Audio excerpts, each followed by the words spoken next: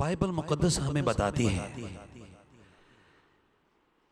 कि बाइबल का जिंदा, हकीकी, हतमी, ला तब्दील और अब्दुल अब्बाद तक कायम और दायम रहने वाला खुदा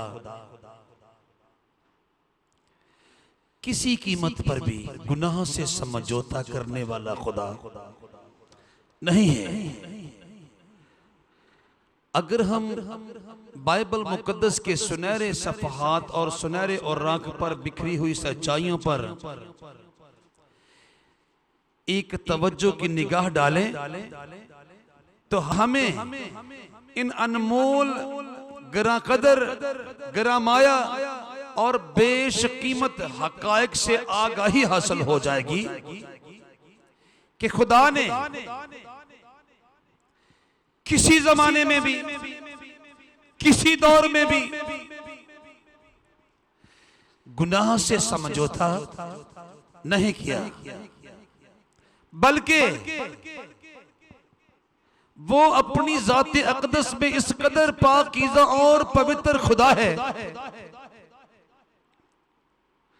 वो अपनी ज़ात अक़दस में इस कदर मुक़द्दस और कद्दूस खुदा है कि उसने अपने एक मुक़द्दस करोबी को उसके गुनाह की सजा देते हुए उसको आलम बाला पर से पाताल के पाताल में फेंक देने से गुरेज न किया। और ना सिर्फ बगावत और सरकशी का बीज बोने वाले उस करोबी को ही, बल्कि उस बगावत और सरकशी के अमल में जितने करोबियों ने, जितने फरिश्तगान ने उस मुकद्दस करोबी की हाँ में हाँ मिलाई, उस मुकद्दस करोबी के साथ मुत्तफिक होना पसंद किया, उसने उन सबको तारीख गारों में कैद कर रखा है। और जज़ा सजा के रोज जब वो अपने बर्रे के वसीला से सारे बनी आदम और फरिश्तगान की अदालत के लिए अपने तख्त अजीम पर बराजमान होने को आएगा, तो उन फरिश्तगान को हौलनाक और भयानक सजा देगा। और फिर उसके बाद जब उसने फरिश्तगान की उस टोली को जिन्होंने बगावत और सरकशी का मुजाहरा करते हुए लूसीफर का, अबलीस का साथ दिया, गिरा दिया, तो कादर मुतलक ने जमीन की मट्टी से इंसान को तख्लीक किया, आदम को बनाया। और बाइबल मुकद्दस हमें बताती है कि कादर मुतलक ने आदम और हवा को अपने पाकीज़ा और पवित्र बाग में अपनी पाकीज़ा हजूरी में रखना पसंद किया। और वो सारे जहानों का बादशाह दिन के ठंडे वक्त में उन दोनों के साथ मिलने के लिए बाग में आता। ये बात भी हमें बाइबल ने बड़े साफ और शफाफ अंदाज से बताई है। लेकिन जब उन दोनों से गुनाह हुआ तो कादर मुतलक ने उनको अपनी पाकीज़ा हजूरी से अपनी कुर्बत और अपनी नजदीकी से निकालने में जरा भी देर न लगाई, बल्कि उनको बाग से निकल जाने का हुक्म सुनाया और अपने फरिश्तगान से कहा और अपने वफादार मलाइका से कहा, जिंदगी के दरख्त की राह की शोलाजन तलवार के साथ निगहदाश्त और निगहबानी करो, ताकि ये आदम और इसकी बीवी लौट कर ना तो बाग के अंदर आ पाए और ना हयात के दरख्त के फल को छूने पाए, खाने पाए।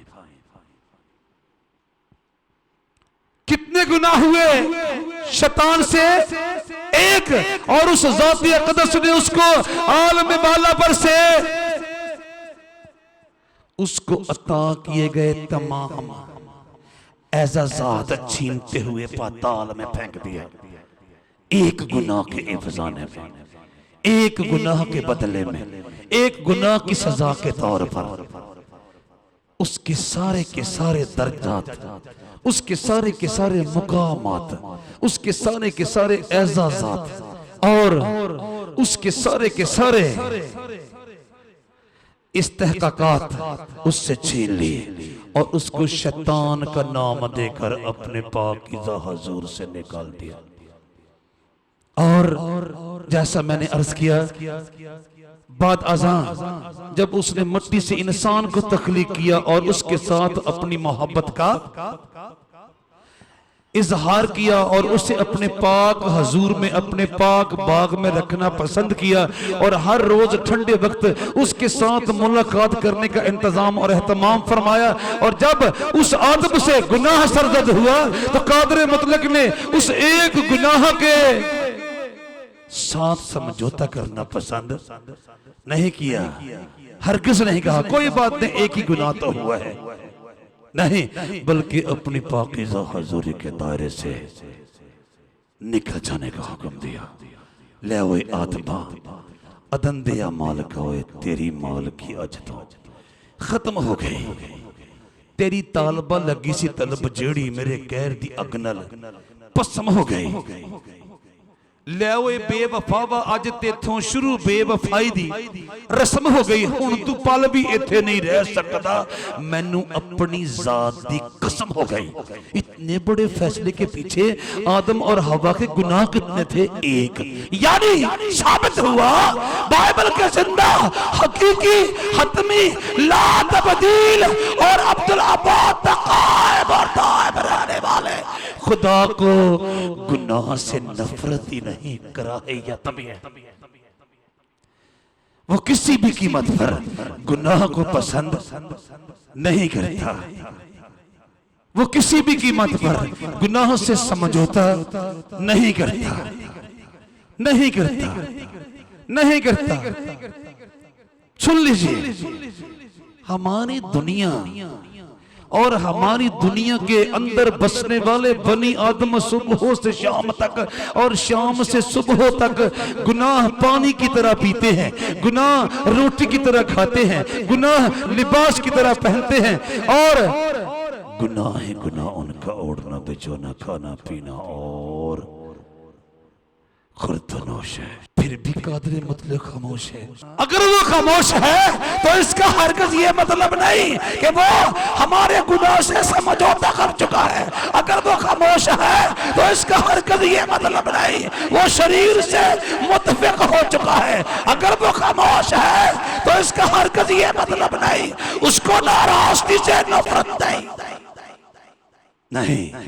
खुदा को गुनाह से बाहर तौर नफरत थी, है और रहेगी। अगर वो खामोश है, अगर वो चुप है, अगर वो सजा नहीं दे रहा, अगर वो फौरन पकड़ नहीं रहा तो इसके पीछे कुछ मकासद है। एक तो ये कि वो अपनी जात में मेहरबान खुदा है, वो अपनी जात में रहम करने वाला खुदा है, वो अपनी जात में करम करने वाला खुदा है, वो अपनी जात में फजल करने वाला खुदा है और इंतजार में बैठा रहता है। शायद बनी आदम में से कुछ ऐसे भी हो कि वो अपने गुनाह का इतराफ करके उसको तर्क करने का वादा करें और आइंदा को मेरे अहकाम में पाकीज़ा की रोशनी में चलने का जतन करें और मेरे हाथों अबदी सजा ना पाएं, मेरे हाथों अबदी सजा ना पाएं। एक दूसरा मकसद ये है, अगर मैंने उसके इस तहम्मुल का, अगर मैंने उसके इस इंतजार का, अगर मैंने उसकी इस खामोशी का, अगर मैंने उसके इस रहम का गलत मतलब ले लिया है तो फिर खुदा उस वक्त को पूरा कर रहा है जो उसने मुझे सजा देने के लिए मुकर्रर किया हुआ है। दुनिया में बसने वाले बहुत सारे बनी आदम इब्लीस के हाथों धोखा खा रहे हैं। जमीन पर के रहने वालों को इब्लीस बड़ी आसानी से फरेब दे रहा है। कि अगर खामोश है वो कदूस बार हक, कि अगर चुप है वो कदूस बार हक, तो इसका मतलब है वो तुझ पर राजी है, वो तुझसे खुश है, वो तेरे रवैया जात से नाराज नहीं है, वो तेरे मनसूबा जात से नाराज नहीं है, वो तेरे रुझानात से नाराज नहीं है, वो तेरी तरजीहात से नाराज नहीं है, वो तेरे मेलानात से नाराज नहीं है, वो तेरे तसव्वुरात से नाराज नहीं है, वो तेरे तखय्युलात से नाराज नहीं है, वो तेरे ख्यालात से नाराज नहीं है, वो तेरी आदत से नाराज नहीं है, वो तेरे मामलात से नाराज नहीं है, वो तेरे मामूलात से नाराज नहीं है, वो तेरी किसी भी बात से नाराज नहीं है। मत घबरा, अपनी राह पे दौड़ा चला जा और अपने नापाक इरादों और अपने नापाक मनसूबों को तकमीली शक्ल देने के लिए एड़ी चोटी का जोर लगाता चला जा।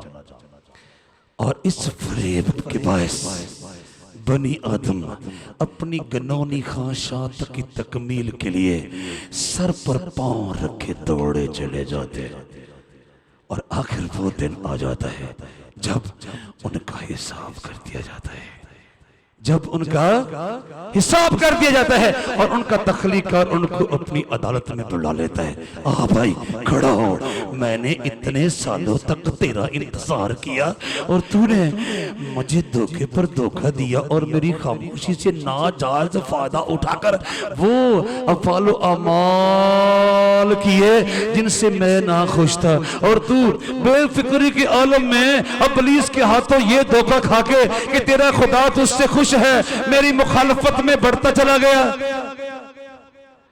और बाइबल ने बताया क्योंकि बुरे काम पर सजा का हुक्म फौरन नहीं दिया जाता, इसलिए बनी आदम का दिल उनमें बदी पर बेशिद्दत माइल है। चूंकि वो मेहरबान है, चूंकि वो रहम करने वाला है, चूंकि वो फजल करने वाला है, चूंकि वो रहमत करने वाला है, इसलिए बनी आदम समझ रहे हैं कि वो खामोश है, वो मेरी ज़नाकारी से नाराज नहीं है, वो मेरी हरामकारी से नाराज नहीं है, वो मेरी मकारियों अयारी से नाराज नहीं है, वो मेरी नाचाकियों चालाकी से नाराज नहीं है, वो मेरी बुत परस्ती से नाराज नहीं है, वो मेरी शब्द परस्ती से नाराज नहीं है, वो मेरी धोखेबाजी से नाराज नहीं है, वो मेरी बहतानबाजी से नाराज नहीं है, वो मेरे किसी भी घिनौने घटिया गैर म्यारे गंदे और गलीज काम से नाराज नहीं है, नहीं तो वो मेरा रास्ता रोककर मुझे पकड़ लेता अब तक। इसलिए नहीं पकड़ रहा वो मुझे कि मैं बिल्कुल रास्ते की राह पर जा रहा हूं। चूंकि बुरे काम पर सजा का हुक्म फौरन नहीं दिया जाता, इसलिए बनी आदम का दिल उनमें बदी पर बेशिद्दत माइल है। इसलिए बनी आदम का दिल उनमें बदी पर बेशिद्दत माइल है। वाइज की किताब के 8वें बाब की 11वीं आयत मुबारका सफा नंबर 652 पर से तलावत करने की सआदत पाई है मैंने। फिर सुनिए, खुदा इसलिए खामोश नहीं कि आप दुरुस्त हो, आप रास्तबाज हो, आप ईमानदार हो, आपने अपने अफाल व अमाल से उसे खुश किया है। नहीं, खुदा तो इसी इंतजार में था कि आप राह रास्ते पर आ जाएंगे, लेकिन आपने समझ लिया खुदा मेरे तमाम रवैया जात से खुश है। क्योंकि बुरे काम पर सजा का हुक्म फौरन नहीं दिया जाता, इसलिए बनी आदम का दिल उनमें बदी पर बेशिद्दत माइल है। क्योंकि उस कदूस पर हक के अपने तरीके हैं, उस कदूस पर हक के अपने सलीके हैं, उस कदूस पर हक के अपने करीने हैं, उस कदूस पर हक के अपने वतीरे हैं। क्योंकि वह मेहरबान है इसलिए वो चुप रहता है ताकि आप मुनासिब वक्त पर लौट आए और अपनी गुस्ताखियों के हुक्म अदूलियों की नाफरमानियों की माफी तलब करने के लिए अपना दामन उसके तख्त के सामने फैलाएं और वो आपको माफ कर दे, ताकि आप हलाकत के अंधे और तारीक और नेस्ती के भयानक और हौलनाक गड्ढे में ना जा गिरे। लेकिन आपने क्या सोचा, अगर वो नाराज होता तो मैं इतने सालों से यही बददियानती का काम कर रहा हूं ना, मैं इतने सालों से यही हरामकारी का काम कर रहा हूं ना, मैं इतने सालों से यही रिश्वत का काम कर रहा हूं ना, अगर खुदा नाराज होता तो मुझे पकड़ना लेता। करोड़ों लोग, अरबों लोग इसी धोखे में अदालत के दिन तक पहुंच जाते हैं।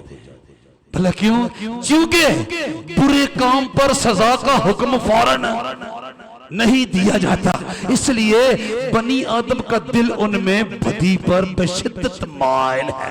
वाइज की किताब और उसका 8वां बाब और उसकी 11वीं आयत कलामे मुकद्दस में से सफ़ा नंबर 652 पर से मैंने आपके सामने तलावत करने की सादत पाई है।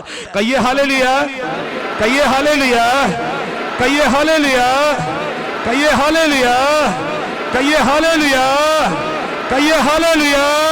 लेकिन ये दस्तूर क्या हुआ? तुझे गुनाह से नफरत है, तुझे बदी से नफरत है, तुझे घिनौने कामों से नफरत है, तुझे बुरे रवैया जात से नफरत है, तुझे घिनौने चाल चलन से नफरत है, तो फिर तू फौरन सजा का हुक्म क्यों नहीं सुनाता, ताकि शरीर को मालूम हो जाए तुझे गुनाह से नफरत है, तुझे बदी से कराहत है, तू फौरन सजा का हुक्म क्यों नहीं सुनाता, ताकि बनी आदम के कान खुल जाएं। तूने वादा कर रखा है शरीरों को उनकी शरारत की, शरीरों को उनकी शरारत की, खबीसों को उनकी खबासत की, अहमकों को उनकी हमाकत की सजा दूंगा। ऐ कादर मुतलक जिंदा हकीकी हतमी ला तब्दील और अब्दुल अब्बा तक कायम और दायम रहने वाले खुदा, फिर तू शरीर को उसकी शरारत की क्यों सजा नहीं देता, फिर तू खबीस को उसकी खबासत की क्यों सजा नहीं देता, फिर तू अहमक को उसकी हमाकत की क्यों सजा नहीं देता। फौरन सजा का हुक्म सुना, ताकि वो अपनी अपनी खबासत में, अपनी अपनी हमाकत में, अपनी अपनी शरारत में, अपनी अपनी जलालत में, अपने अपने घिनौने घटिया गैर मियारी गंदे और गलीज कामों में फंसकर दम तोड़ जाए और तेरे हुजूर से उनके लिए सजा का दरिया जारी हो, जो उनको बहाकर तेरी नजरों से दूर नेस्ती के अंधे कुएं में ले जाए। आसमान खुलता है और खुदा अपने पाक रूह की तहरीक के साथ अपने बंदा के वसीला से फरमाता है, पता है मैं बनी आदम के गुनाह की फौरन सजा क्यों नहीं देता, पता है मैं बनी आदम के गुनों अफाल अमाल की फौरन सजा क्यों नहीं देता। मैं अपने वादा में सच्चा हूँ। तुम समझ रहे हो रब्बुल अफवाज को गुनाह से कोई नफरत और कराहियत नहीं है। खुदा मेरे तमाम गुनों ने रवैया जात को कबूल कर चुका है, खुदा मेरी तमाम गंदी आदात को कबूल कर चुका है, खुदा मेरे तमाम गुनों ने रुझानात को कबूल कर चुका है, खुदा मेरे तमाम गंदे ख्यालात को कबूल कर चुका है। जब ही तो वो खामोश है ना, सुन लो, वो शरीर को सजा और सादक को जजा देने के लिए आता है। उसका वादा है कि वो बनी आदम में से हर एक के काम के मुताबिक और मवाफिक उसको अजर देगा। खुदावंद अपने वादा में देर नहीं करता, जैसी देर बाज लोग समझते हैं, जैसी देर बाज लोग समझते हैं, बल्कि तुम्हारे बारे में तहम्मुल करता है, इसलिए कि किसी की हलाकत नहीं चाहता, बल्कि ये चाहता है कि सबकी तौबा तक नौबत पहुंचे, बल्कि ये चाहता है कि सबकी तौबा तक नौबत पहुंचे। कादरे मुतलक गुनाह से बगैरदार नफरत रखता है, कराहियत करता है, लेकिन उसकी खामोशी का ये मतलब है कि आप उसके चरणों में लौट आएंगे और अपने गनौने, घटिया, गैर मियारी, गंदे और गलीज कामों का इतराफ करके उनको तर्क करने का वादा करेंगे और आइंदा को अपने खुदा की, अपने मबूद की, अपने तख्लीकार की, अपने राज़िक की और अपने संभालने वाले की, अपने पालने वाले की, मुश्किलात से निकालने वाले की तालीमात के सहारे, अहकामात के सहारे और इरशादात के सहारे और फरमुदात के सहारे बाकी मादा उम्र के अयाम गुजारेंगे। कहिए हालेलुया, कहिए हालेलुया, कहिए हालेलुया, कहिए हालेलुया। वो चाहता है हम में से एक कभी बर्बादी की और नास्ती के गड्ढे में न जाए, लेकिन आपने सोचा वो मेरे गनौने मेलानात से, रुझानात से, रवैयाजात से और मामलात से नाराज नहीं है, खुश है। जब तो वो खामोश है ना। लेकिन सुन लीजिए, वो अपने वादे में सच्चा है। वो शरीर को उसकी शरारत की और खबीस को उसकी खबासत की और अहमक को उसकी हमाकत की सजा जरूर देगा। खुदावंद अपने वादा में देर नहीं करता, जैसी देर बाज लोग समझते हैं। बल्कि तुम्हारे बारे में, बल्कि तुम्हारे बारे में, बल्कि तुम्हारे बारे में तहम्मुल करता है, इसलिए कि किसी की हलाकत नहीं चाहता, बल्कि ये चाहता है कि सबकी तौबा तक नौबत पहुंचे। तेरा खुदा चूंकि मेहरबान है, तेरा खुदा चूंकि रहम करने वाला है, तेरा खुदा चूंकि फजल करने वाला है, इसलिए बनी आदम में से किसी को नेस्ती के गड्ढे में, आग और गंधक की झील में धकेलना पसंद नहीं करता। ये थी वजह उसके खामोश बैठने की, उसके इंतजार करने की, उसके चुप रहने की। और आपने सोचा खुदा मेरे तमाम गनौने अफालो अमाल से समझौता कर चुका है, अब उसको गुनाह से नफरत नहीं रही, अब उसको बदी से नफरत नहीं रही। यही वजह है मैं गुनाह पर गुनाह करता चला गया और वो खामोश रहा। कोई बात नहीं, अगर वो अब तक नहीं बोला तो वो कभी भी नहीं बोलेगा। और सुन लो भाई, खुदावंद अपने वादा में देर नहीं करता, जैसी देर बाज लोग समझते हैं, बल्कि तुम्हारे बारे में तहम्मुल करता है, इसलिए कि किसी की हलाकत नहीं चाहता, बल्कि ये चाहता है कि सबकी तौबा तक नौबत पहुंचे।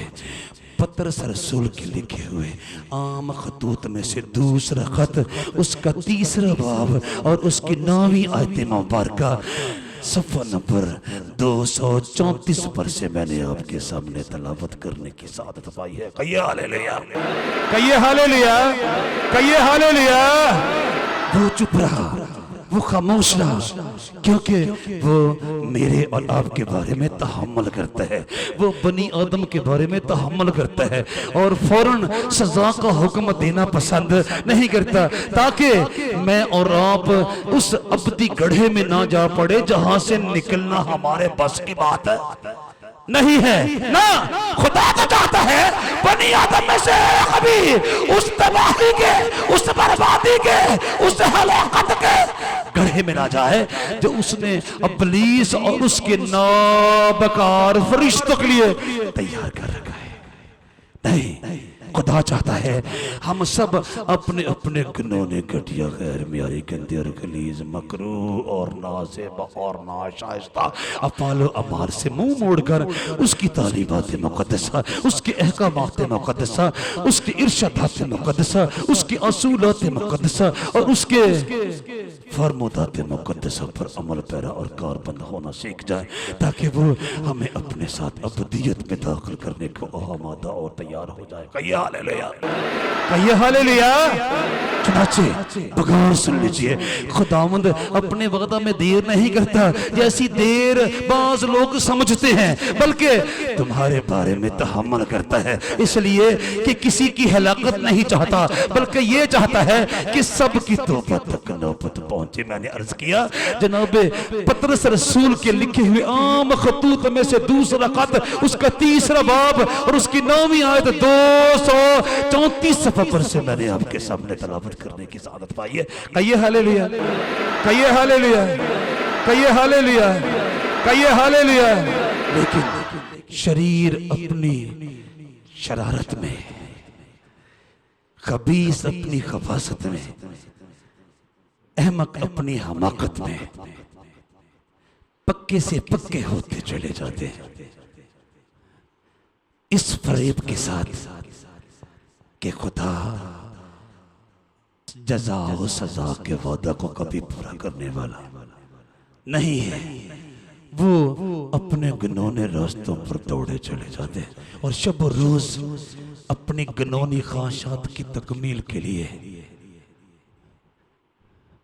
बेताब और बेकरार रहते हैं, बेताब और बेकरार रहते हैं और अपने खालिक की इहानत करते हैं, अपने खालिक की तौहीन करते हैं, अपने खालिक की तजलील करते हैं और नहीं जानते कि उसका तहम्मुल एक रोज खत्म होने को है और वो उसकी अदालत में खड़े किए जाएंगे।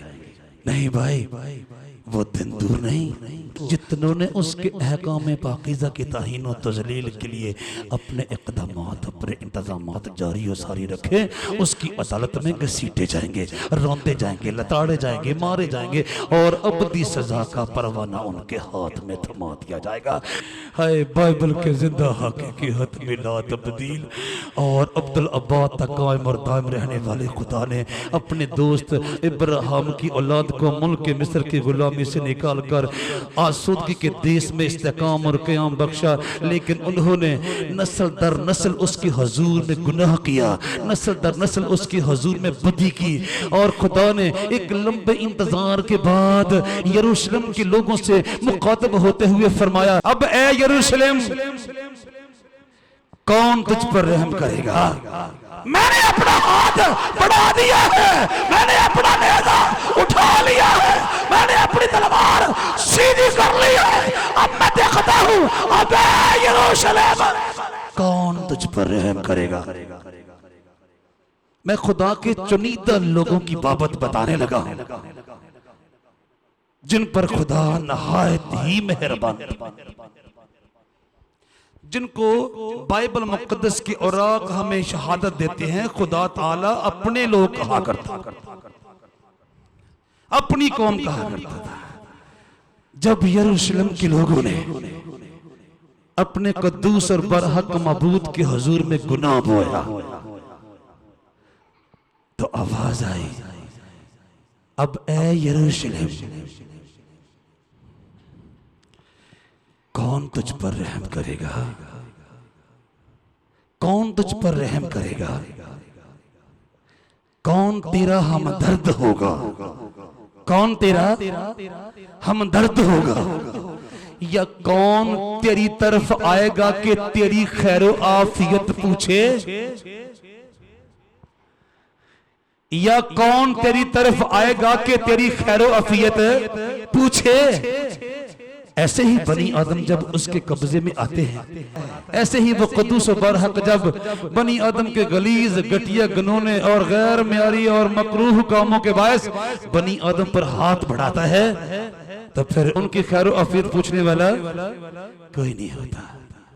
ओए होए, ओए होए, आसमान खुला है, आसमान खुला है और आसमान के दरीचों से आवाज आती है, आसमान के दरीचों से आवाज आती है, अब ए यरूशलेम कौन तुझ पर रहम करेगा? कौन तेरा हमदर्द होगा? या कौन तेरी तरफ आएगा कि तेरी खैर आफियत पूछे? खुदावंद फरमाता है, तूने मुझे तर्क किया और बरगश्ता हो गई। खुदावंद फरमाता है, तूने मुझे तर्क किया और बरगश्ता हो गई, इसलिए मैं तुझ पर अपना हाथ बढ़ाऊंगा और तुझे बर्बाद करूंगा। क्यों? मैं तो तरस खाते खाते तंग आ गया, मैं तो तरस खाते खाते तंग आ गया। मैं तो तरस खाते खाते तंग आ गया। ए इब्राहिम की औलाद, ए इसहाक की औलाद, ए याकूब की औलाद, कितनी बार मैंने तुझे बचा लिया, कितनी ही बार मैंने अपने गज़ब के हाथ को थाम लिया। और तुमने सोचा कादर मुतलक हमारे गनौने अफ़ालो अमाल का हिसाब कभी भी नहीं करेगा। अपने गनौने रास्तों पर बढ़ते चले जाओ, खुदा नहीं देख रहा और ना ही खुदा बुरे और अच्छे के दरमियान डिफरेंस करेगा और फैसला फरमाएगा ना। सुन लो अब ए यरूशलेम, कौन तुझ पर रहम करेगा, कौन तेरा हमदर्द होगा, या कौन तेरी तरफ आएगा कि तेरी खैर अफियत पूछे। खुदावंद फरमाता है तूने मुझे तरक किया और बरगश्ता हो गई, इसलिए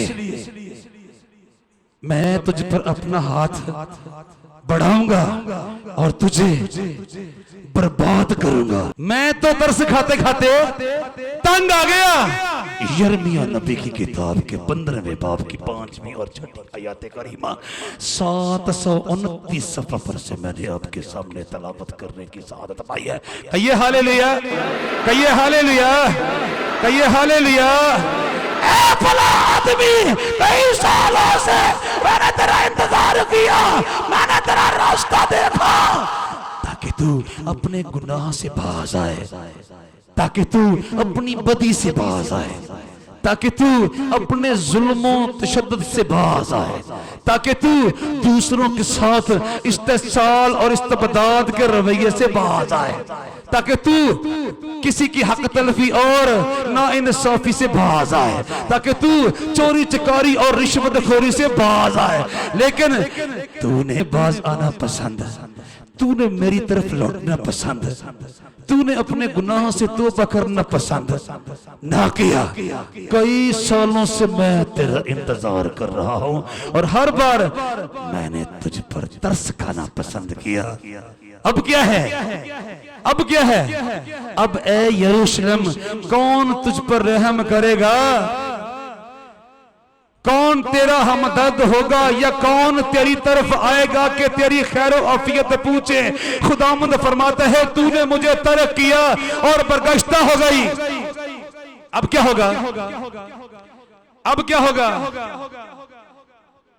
इसलिए मैं तुझ पर अपना हाथ, इसलिए मैं तुझ पर अपना हाथ बढ़ाऊंगा और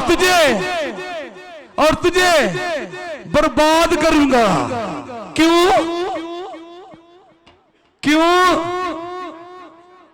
मैं तो तरस खाते खाते, मैं तो तरस खाते खाते, मैं तो तरस खाते खाते तंग आ गया।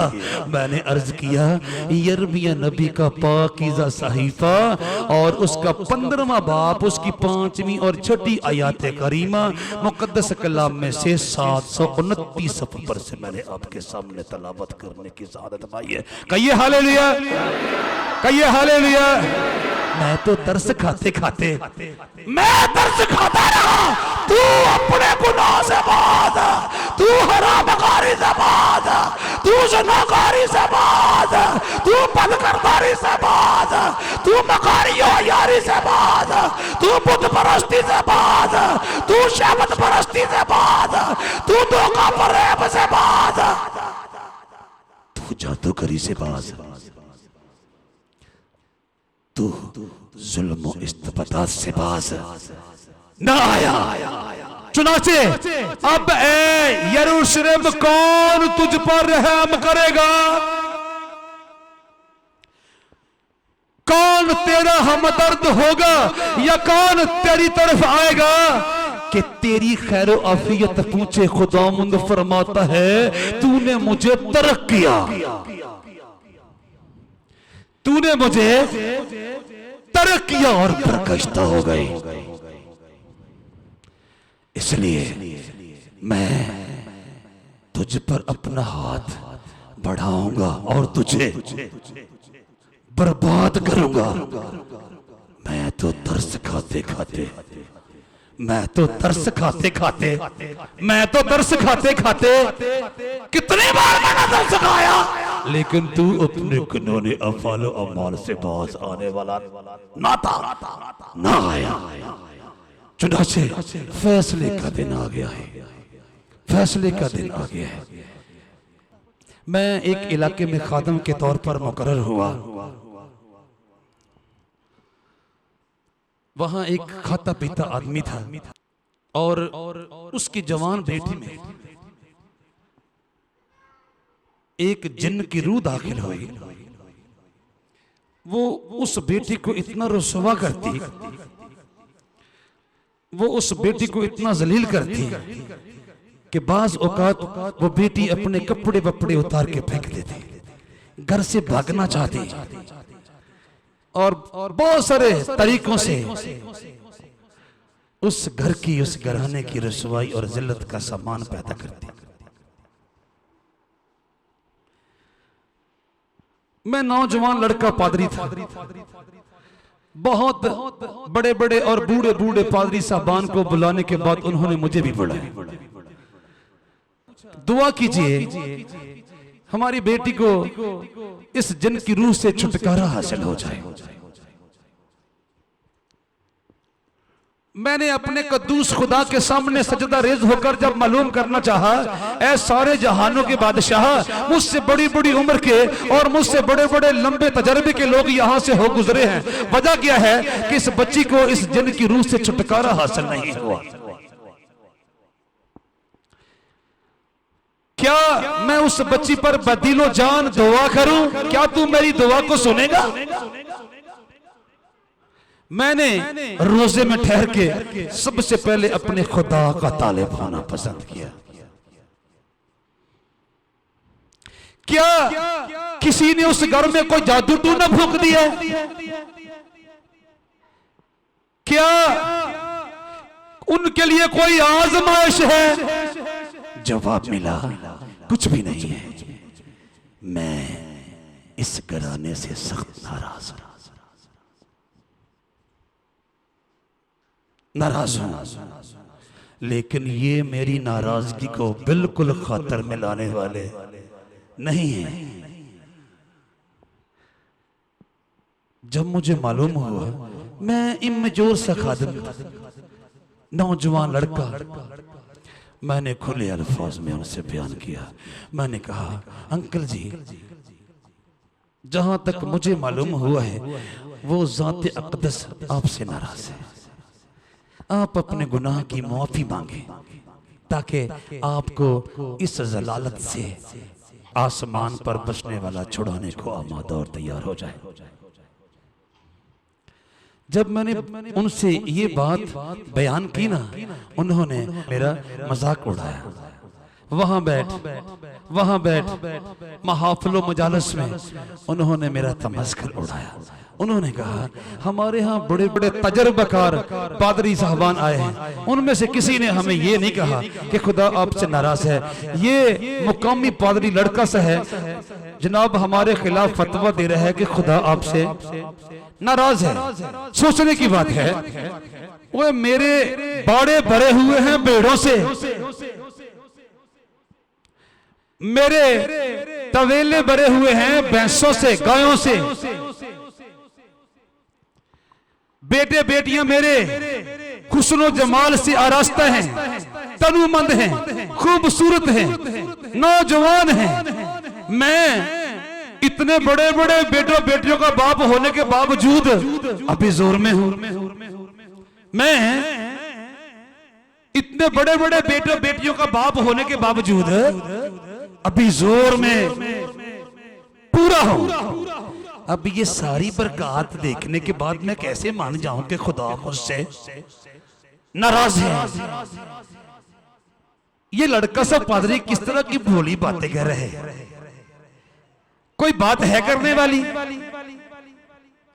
उन्होंने मेरा खूब तमस्खुर उड़ाया। बताने वाले ने मुझे बताया, तूने सुना है वो तेरा मजाक उड़ाता है और तू देखेगा कि अब मैं अपने कहरो गजब का प्याला कैसे उलटता हूं।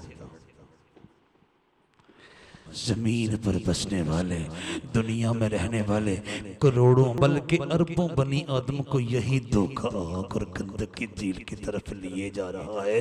खुदा मुझसे क्यों नाराज होगा? अगर खुदा नाराज होता तो ये बेटे बेटियां क्यों देता? अगर खुदा नाराज होता इतना अच्छा कारोबार क्यों देता? अगर खुदा नाराज होता मेरे बेटे को बाहर का वीजा क्यों मिलता? अगर खुदा नाराज होता मेरी बेटी के लिए इतना अच्छा रिश्ता क्यों आता? अगर खुदा नाराज होता तो वो हमारे लिए इतने अच्छे मकानात का इंतजाम क्यों करता?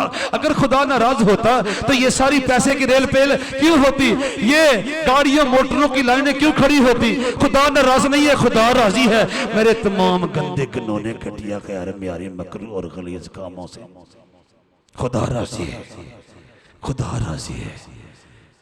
बल्कि हमारे दौर का तो ये अलमिया है, लोग लूट गसूट भी पूरी पूरी करते हैं, लोग लालच भी पूरा पूरा करते हैं, लोग मकारियों अयारी भी पूरी पूरी करते हैं, लोग चालाकी और नाचाकी भी पूरी पूरी करते हैं, लोग गनौनी महाफलों मजालस भी पूरी पूरी अटेंड करते हैं, लोग अपनी ख्वाहिशात भी पूरे तौर पर पूरी करते हैं, लोग अपनी गनौनी आरज़ुओं और गनौनी तमन्नाओं को भी पूरे तौर पर पूरा करते हैं और दो चार नगमात उसके हुजूर में पेश करके मुतमईन भी हो जाते हैं और दो चार आयात मुबारका पढ़ के मुतमईन भी हो जाते हैं। खुदा खुश है। ले खुदा, जो मैंने लालच किया, जो मैंने बदी की, जो मैंने गनौने काम किए, उनका अब इफ्जाना हो गया ना। मैंने यहाँ पर 4-5 आयात पढ़ दी हैं, असी अपने घर ही गिरजा बना लिया है। पादी साहब, हमने किसी चर्च में जाते, हमने अपने घर में गिरजा बना ली ताकि वो खुश हो जाए। और हमारे दौर का ये बहुत बड़ा अलमिया है, बहुत बड़ा अलमिया है, अलमिया है।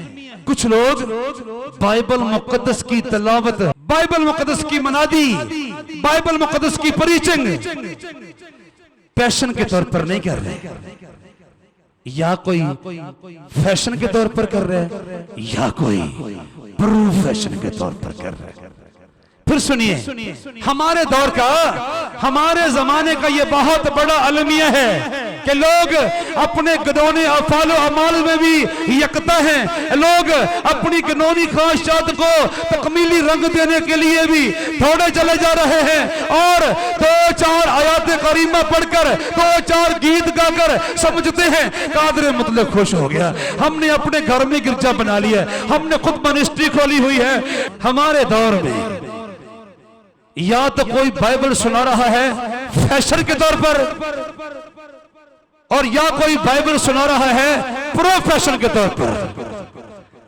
बहुत थोड़े लोग बाइबल सुना रहे हैं पैशन के तौर पर कि ये उनकी रोया है, ये उनकी बुलाहट है, ये उनकी कॉलिंग है, ये उनका नस्बुल ऐन है, ये उनका मतमाए नजर है, ये उनका असली टारगेट है, ये उनका असली पर्पस है, ये उनका असली एम है। और वो कादर मुतलक आसमानी बाप की खुशनुदी के लिए बाइबल सुना रहे हैं। ऐसे लोग आटे में नमक के बराबर पाए जाते हैं। नहीं तो हमारे जमाने में लोग अपनी गनौनी घटिया गैर म्यारी गंदी गलीज और मकरू आरज़ुओं को भी पूरा कर रहे हैं और अपने खुदा की बाइबल भी चंद लोगों को सुना के मुतमईन हो रहे हैं, मुकम्मल तौर पर सेटिस्फाइड है।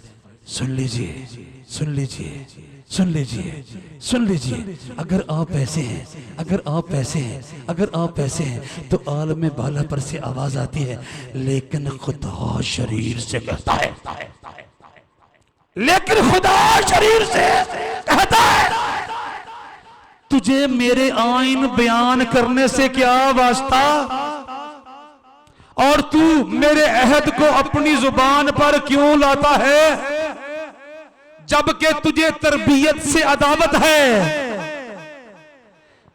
और मेरी बातों को पीठ पीछे फेंक देता है।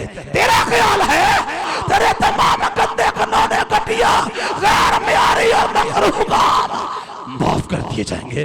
अगर तू छोटी सी मिनिस्ट्री खोल लेगा और तू अंजील की आयात पढ़ना शुरू कर देगा तो कादरे मतलब खुश हो जाएगा। अरे नादान, तू बाइबल मुकद्दस की आयात मुबारका उसको क्या पढ़ के सुनाएगा? उसने तो ये आलम बाला पर से उतारी है।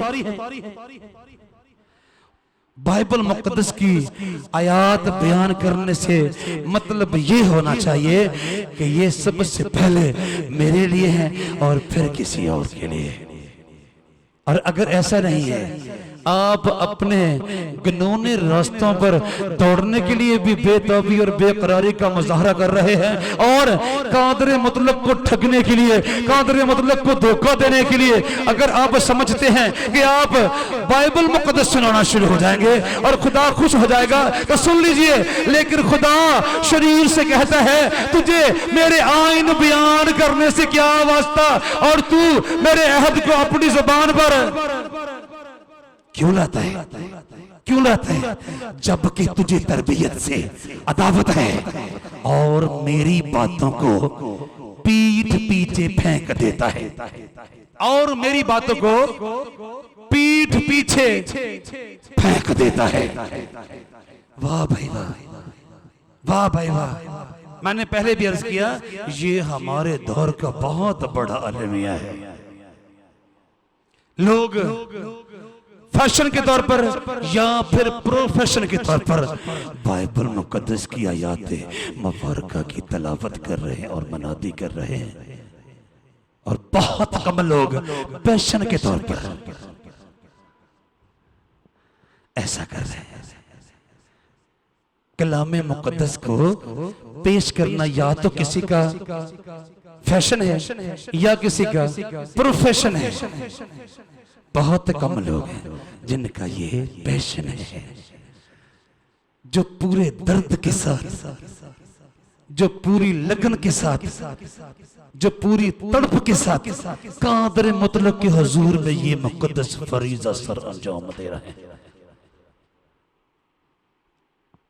और दूसरे सब लोगों से मुखातब होकर वो कहता है, लेकिन खुदा शरीर से कहता है तुझे मेरे आइन बयान करने से क्या वास्ता, और तू मेरे अहद को अपनी जुबान पर क्यों लाता है, जबकि तुझे तरबियत से अदावत है और मेरी बातों को पीठ पीछे फेंक देता है। तू चोर को देखकर उससे मिल गया और जानियों का शरीक रहा है, जानियों का शरीक रहा है। तेरे मुंह से बदी निकलती है और तेरी जुबान फरेब करती है। क्या तू बैठा बैठा अपने भाई की गीबत करता है और अपनी ही मां के बेटे पर तोहमत लगाता है? तूने ये काम किए और मैं खामोश रहा। तूने ये सारे काम जी कर किए, तूने ये काम किए और मैं खामोश रहा। वाह भाई वाह। तूने गुमान किया कि मैं बिल्कुल तुझ ही सा हूं, तूने गुमान किया कि मैं बिल्कुल तुझ ही सा हूं, लेकिन मैं तुझे मलामत करके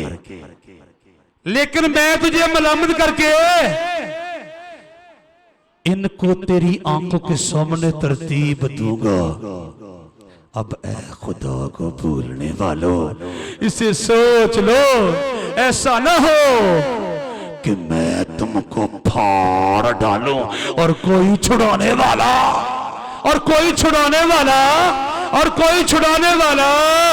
तूने कहा मैं अपना गुनाह न छोड़ूंगा, मैं अपना लालच न छोड़ूंगा, मैं अपने गंदे मलबूसात न छोड़ूंगा, मैं अपनी नमूद व नमाइश न छोड़ूंगा, मैं अपने गंदे ताल्लुकात न छोड़ूंगा, मैं अपने गंदे रास्ते न छोड़ूंगा। चले इतना जरूर है, मैं तेरे नाम की मिनिस्ट्री खोल देता हूं, फिर राजी हो जाएगा तू। ऐ कादरे मुतलक, मैं बाइबल सुनाना शुरू कर देता हूं और रोज सुनने में आता है जी वो हुण पादरी बन गए। भाई पादरी बनना कोई बुरी बात नहीं, लेकिन मैं पहले भी कई बार इस बात का जिक्र कर चुका हूं, बड़ा ही दुख के साथ आज फिर कहूंगा, हमारे दौर में पादरी बनना एक मजाक सा हो गया। हमारे दौर में पास्टर बनना एक ठट्ठा सा हो गया। हमारे दौर में खादम बनना एक शक्ल सा हो गया। हमारे दौर में गिरजा खोलना, मिनिस्ट्री खोलना, ओए होए लड़कों का गेम बन गया। क्या बन गया? लड़कों का खेल बन गया, बच्चों का तमाशा बन गया। ये भी पास्टर, ये भी पास्टर, ये भी पास्टर, और हकीकत में कोई भी पास्टर। ओए होए, मेरे मिलने वालों में से एक बुजुर्ग एक जगह बैठे हुए बयान कर रहे थे, पादरी साहब ए मेरा बेटा कर गया जे सीए, आ कर गया जे MBA, ਇਹਦੇ ਕੋਲੋਂ मैट्रिक हुई ही नहीं। मैं इन्हों क्या चल तू पास्टर ही बन जाओ। आजकल पास्टरशिप च बड़ी बरकत। पता है वो किस नुक्ता नजर से कह रहा है? उसे पता है कि सबसे आसान काम यही तो है, ना लगा ना लगाया तकड़ा मडोला है। लेकिन याद रखिए, याद रखिए, सखणिए वड्याइए तेनू किथे किथे पाइए। आप समझते हो कि आप इस रवैये को अपनाने के बाद उसके हुजूर में मंजूर नजर और मकबूल नजर हो जाओगे? नहीं, बल्कि वो कदूस का फरमाता है, लेकर खुदा शरीर से कहता है तुझे मेरे आइन बयान करने से क्या वास्ता, और तू मेरे अहद को अपनी जुबान पर क्यों लाता है?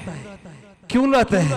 जबकि तुझे तरबियत से अदावत है, जबकि तुझे तरबियत से अदावत है, और मेरी बातों को पीठ पीछे फेंक देता है। तू चोर को देखकर उससे मिल गया, तू ज़ानियों का शरीक रहा है, तेरे मुंह से बदी निकलती है और तेरी जुबान फरेब करती है। ओए होए होए, ओए होए होए, तू बैठा बैठा अपने भाई की गीबत करता है और अपनी ही मां के बेटे पर तोहमत लगाता है। तूने ये काम किए और मैं खामोश रहा। तूने गुमान किया कि मैं बिल्कुल तुझ ही से हूं, लेकिन मैं तुझे मलामत करके इनको तेरी आंखों के सामने तरतीब दूंगा। कैसे भला? एक एक काम को तरतीब देकर तेरे कामों के मुताबिक पूरी पूरी सजा दूंगा। तू कहता है कादरे मुतलक को धोखा देकर छूट जाना आसान सी बात है। नहीं, सुन लो, मैं तुझे मलामत करके इनको तेरी आंखों के सामने तरतीब दूंगा। हर गुनाह करने वाला पता क्या सोचता है? खुदा मेरे ही जैसा है, खुदा मेरा हम मिजाज है, खुदा मेरा हम तबीयत है। जब भी वो खामोश है ना, जब भी वो चुप है ना, जब भी वो मुझे कबूल कर रहा है ना, नहीं तो अब तक वो पकड़ ना लेता। वो मेरे तबेले भरे हुए, मेरे बाड़े भरे हुए, बच्चों से मेरा सेहत भरा हुआ, सेहत मेरी ठीक है, मालो आसमां मेरे पास है, वीजा मेरे पास है, गाड़ियां मेरे पास है, सब कुछ मेरे पास है, बैंक बैलेंस मेरे पास है। क्या नेमत है जो मेरे पास नहीं? फिर खुदा के नाराज हो रेखा तो कोई सवाल ही पैदा नहीं होता। खुदा मुझसे नाराज होता तो ये सारी बरकत बाअफरात मुझे मुयस्सर क्यों आती? सुन लीजिए भाई, और वो तो चुप था कि आप अपने गुनाह के रास्ते से लौट आएंगे। वो तो खामोश था क्योंकि वो आपको हलाकत और नेस्ती के गड्ढे में उतारना पसंद नहीं करता। अदरवाइज वो दिन आने वाला है जब वो कहेगा मैं तुझे मुलामत करके इनको तेरी आंखों के सामने तरतीब दूंगा। अब ए खुदा को भूलने वालों, इसे सोच लो, ऐसा ना हो कि मैं तुमको फाड़ डालूं और कोई छुड़ाने वाला और कोई छुड़ाने वाला और कोई छुड़ाने वाला और कोई छुड़ाने वाला। तू 22 साल से, तू 33 साल से, तू 53 साल से, तू 72 साल से सोचता चला जा रहा है खुदा मेरे ही जैसा है, इसलिए कि मैंने तेरा रास्ता नहीं रोका, इसलिए कि मैंने तेरा हाथ नहीं पकड़ा, इसलिए कि मैंने कभी तुझे मलामत नहीं की। चल कोई बात नहीं, लौट आएगा। लेकिन तूने लौटना पसंद नहीं किया। इसके बरअक्स तूने ये किया है कि तूने मुझे नया धोखा देना शुरू कर दिया। चलो मिनिस्ट्री खोल लेने। अब्बा कंप्यूटर थे एक गोरा अड़िया,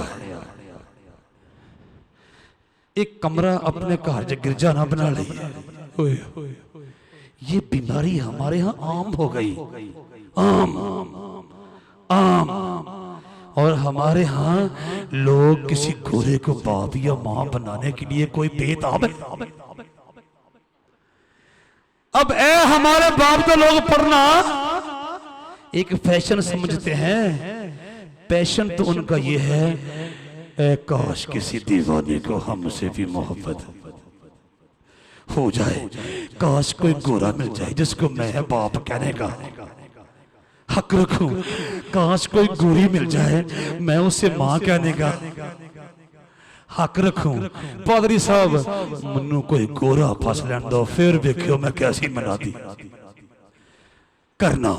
बड़ी भुख जे मेरे अंदर कलाम सुनान दी, बस गोरा गोरी मिलन दी दे रहे।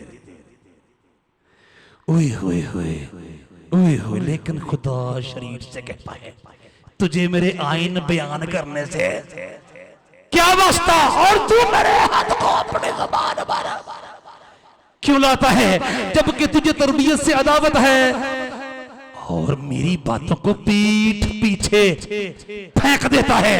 तू चोर को देखकर उससे मिल गया और जानियों का शरीक रहा है, तेरे मुंह से बदी निकलती है और तेरी जुबान फरेब करती है। तू बैठा बैठा अपने भाई की गीबत करता है और अपनी ही मां के बेटे पर तोहमत लगाता है। तूने ये काम किए और मैं खामोश रहा और तूने गुमान किया कि मैं बिल्कुल तुझ ही सा हूं। अरे नादान, तेरी बर्बादियों के मशवरे हैं आसमानों पर, तेरी बर्बादियों के मशवरे हैं आसमानों पर। तूने गुमान किया कि मैं बिल्कुल तुझ ही सा हूं, लेकिन मैं तुझे मलामत करके इनको तेरी आंखों के सामने तरतीब दूंगा। अब ए खुदा को भूलने वालों, इसे सोच लो, ऐसा ना हो कि मैं तुमको फाड़ डालूं और कोई छुड़ाने वाला कोई छुड़ाने वाला कोई छुड़ाने वाला। ज़बूर नंबर 50 की 16वीं 22वीं आयात मुबारका सफ़ा नंबर 556 पर से तलावत करने की सादत मैंने पाई है। कहिए हालेलुया, कहिए हालेलुया, कहिए हालेलुया। ऐ खुदावंद खुदा, मैं अपने रवैया जात तो ना छोड़ूंगा, मैं अपने गंदे रुझानात तो ना छोड़ूंगा, मैं अपनी गंदी ख्वाहिशात तो ना छोड़ूंगा। अलबत्ता अगर तू एक गोरा मिलवा दे तो मैं बाइबल सुनाना शुरू कर सकता हूं, इतना मैं करना जानता हूं। लेकिन खुदा क्या कहते हैं? खुदा शरीर से, लेकिन खुदा शरीर से कहता है तुझे मेरे आइन बयान करने से क्या वास्ता?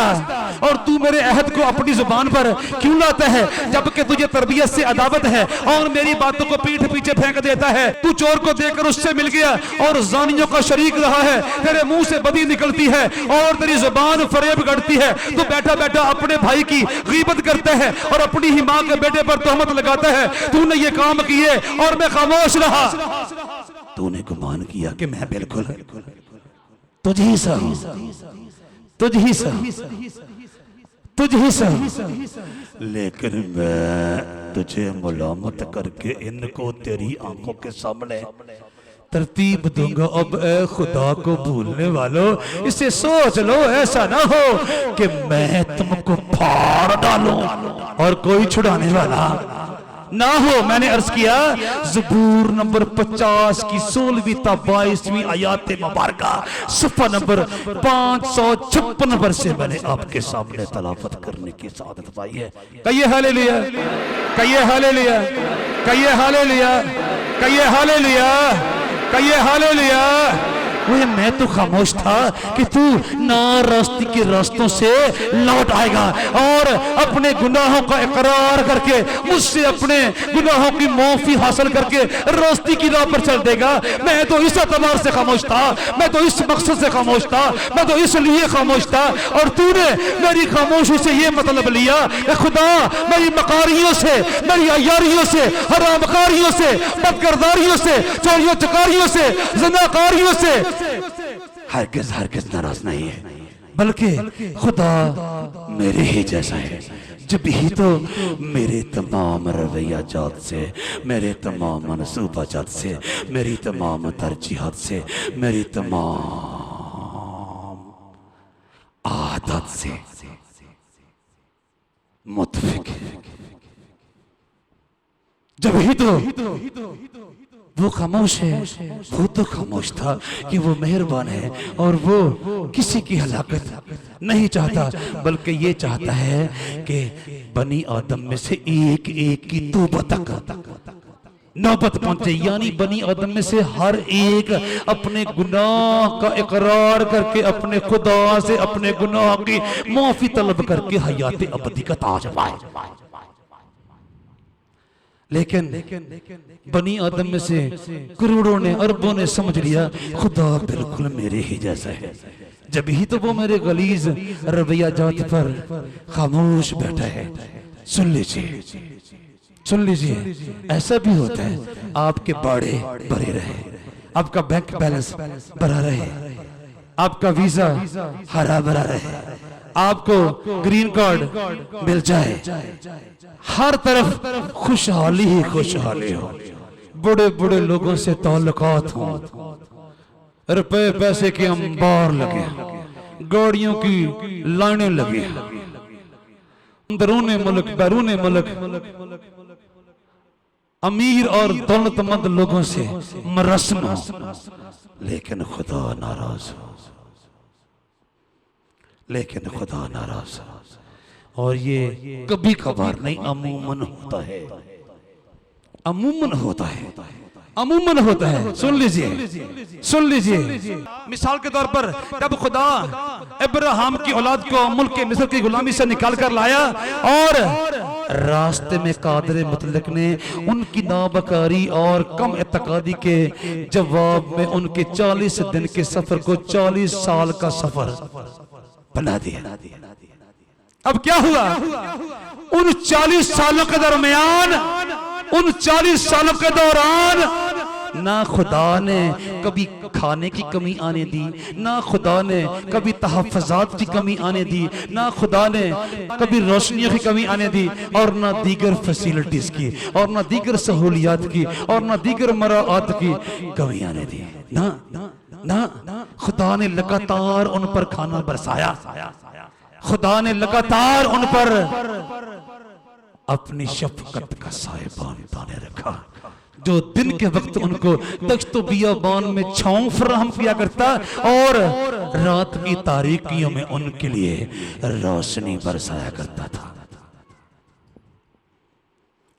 खुदा उन 40 वर्षों में उनके साथ उनके गुनाहों में मुत्तफिक था नहीं, खुदा कभी भी उनके गुनाह के सिलसिले में उनके साथ मुत्तफिक न था। फिर खुदा ने क्यों लगातार उनको आसमानी खुराक फराहम पहुंचाई, फिर खुदा ने क्यों उनको आसमानी रोशनी पहुंचाई, फिर खुदा ने क्यों उनको लगातार आसमानी छांव फराहम की। सुन लीजिए, खुदा बड़ा अजीम खुदा है। अगर खुदा उस कौम को मुल्क के मौदा तक ना पहुंचाता, उसके कद्दूस बरहक नाम की तजलील व तौहीन होती। और खुदा कभी अपने मनसूबों में नाकाम होने वाला खुदा नहीं है। खुदा ने उनको लगातार खाना फराहम किया, खुदा ने लगातार उनको रोशनी फराहम की, खुदा ने लगातार उनको साया फराहम किया और उनको बहार तौर जिंदा रखा, ताकि उनके सुल्ब से, ताकि उनके बदन से एक नई नस्ल पैदा हो और खुदा उनको वहीं पर दफन कर दे और उनके बदन और सुल्ब से पैदा होने वाली औलाद को मुल्क के मौत तक पहुंचाए, ताकि बनी आदम ये ना कहें इनका माबूद इनको निकाल लाया लेकिन मुल्क के मौत तक पहुंचाने में नाकाम रहा। अब वो कहेंगे कि ये हमारी रास्तबाजी का नतीजा है कि खाना बरस रहा है, ये हमारी रास्तबाजी का नतीजा है कि रात को हमें रोशनी पहुंचाई जा रही है, ये हमारी रास्तबाजी का नतीजा है कि दोपहरों को हमें छांव फराहम की जा रही है। नहीं भाई, ये उनकी रास्तबाजी का नतीजा नहीं है, ये तो क़ादिर मुतलक का मनसूब है जिसकी तकमील के लिए वो अपनी वफादारी को लगातार जारी और सारी रखे हुए। Hallelujah, hallelujah, hallelujah. सबूत के तौर पर क़ादिर मुतलक का कलाम में मुक़द्दस में से पढ़ने लगा हूं। मैं 40 बरस तक उस नस्ल से खुश नहीं रहा। उन्होंने अपने रवैया जात से और अपने रुझानात से और अपने मेलानात से और अपने मामूलात से मुझे खुश नहीं किया। नहीं, 40 साल तक फिर भी मेरा फजल उन पर बरसता रहा। भला क्यों? क्या मेरे फजल की फराहमी के पीछे उनकी रास्तबाजी कार फरमा थी, उनकी वफादारी कार फरमा थी, उनकी ईमानदारी कार फरमा थी? नहीं, नहीं, नहीं। हकीकत तो ये है मैं 40 बरस तक उस नस्ल से बेजार रहा, एक दिन भी खाने की कमी वाकया नहीं हुई। 40 बरस के दौरान एक कड़ी दोपहर में भी उनके सर पर से छांव गायब नहीं हुई। 40 बरस के दौरान उनके सर पर से रात की गहरी जुल्मत में रोशनी गायब नहीं हुई। अब इसका ये मतलब निकालना कि खुदा उनकी रास्तबाजी से कायल था, हरगिज़ नहीं है। नहीं, खुदा तो अपने मनसूबा के मुताबिक उनको रोशनी और खुराक और तहफ़्फ़ुज़ फराहम फरमा रहा है।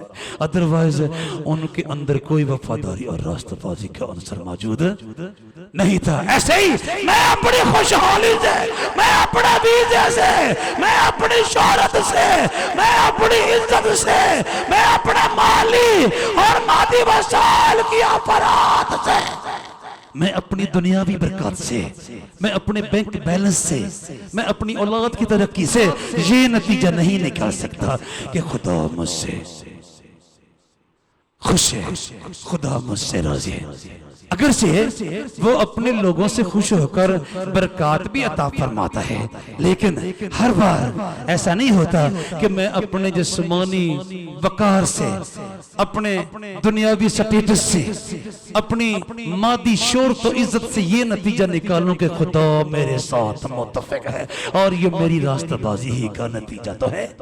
हरगिज़ नहीं, हरगिज़ नहीं, हरगिज़ नहीं। जैसे मैंने मिसाल दी, वो इस्राएलियों को 40 बरस तक खुराक भी देता रहा, 40 बरस तक रोशनी भी देता रहा, 40 बरस तक छांव भी देता रहा, 40 बरस तक बरकत भी देता रहा। हकीकत ये है जो मैंने बयान की कि वो कुद्दूस बरहक अपनी ज़ुबान अक़दस से फरमाता है, मैं 40 बरस तक उस नस्ल से बेजार रहा। और मैंने कहा ये वो लोग हैं जिनके दिल आवारा हैं और उन्होंने मेरी राहों को नहीं पहचाना।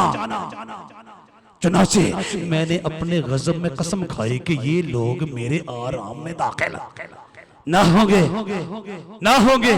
ज़बूर नंबर 95 की 10वीं और 11वीं आयत मुबारका सफ़ा नंबर 584 पर से मैंने आपके सामने तलावत करने की सआदत पाई है।